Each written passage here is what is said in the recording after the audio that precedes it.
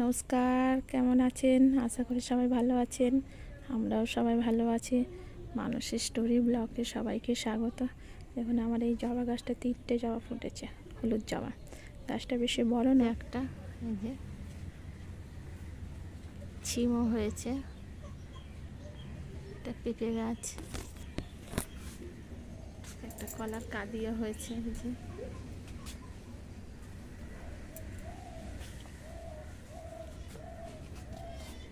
এখানে একটা করি, 3টে ফুল ফুটবে। এটা লাল জবা, এটা শিউলি ফুলের গাছ,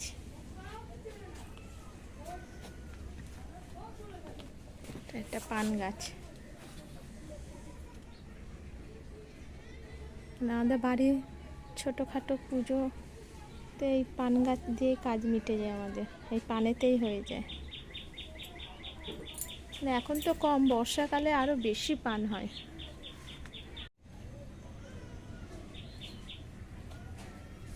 এদিকে একটু ধনেপাতা গাছ, একটু পালং শাক গাছ হয়েছে। এবারে খুব একটা ভালো হয়নি, মানে রোদ পড়ছে না, ওই জন্য গাছগুলো টমেটো গাছ, এই যে টমেটো ধরেছে।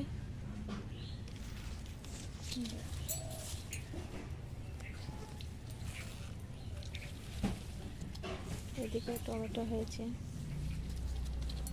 এদিকে কলা গাছ, এদিকে আখ গাছ, এদিকে আখ গাছ। এটা হলুদ ফুল হবে, মানে সে লম্বা লম্বা ফুলগুলো। মানে এখানে সব ফুল গাছই মোটামুটি টপে না হলে বস্তায় না লাগালে এই গাছগুলো 1 বছরের বেশি থাকে না। মানে বর্ষা হলেই জল থাকলে মোটামুটি এই জল, মানে জল পচা জল ঢুকে সব গাছ মরে যায়। ওই জন্য যা কিছু লাগাতে হবে সব বস্তায় টপে, নাহলে বড় হয়ে যদি ফুল ফল আসার আগে যদি শুকিয়ে মরে যায় না, খুব কষ্ট হয়। ছিম গাছটা খুব একটা বড় নয়, এই যে ছিমের ফুল এসছে, ছিম হয়েছে। এদিকে পালং শাক গাছ, এই যে পালং শাক গাছ হয়েছে, একটা বাহারি গাছ।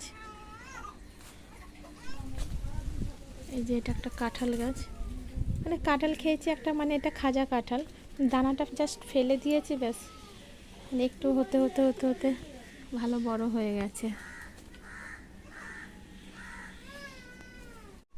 এই দেখুন এখানে সজনে ডাঁটা গাছ, সজনে ফুল হয়েছে।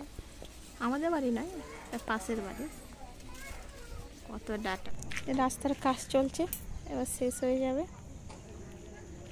ব্লগটা যদি ভালো লাগে একটা লাইক, একটা শেয়ার করবেন।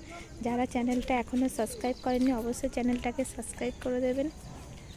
আবার খুব তাড়াতাড়ি একটা নতুন ব্লগ নিয়ে আসবো। সবাই ভালো থাকবেন, সুস্থ থাকবেন, সাবধানে থাকবেন।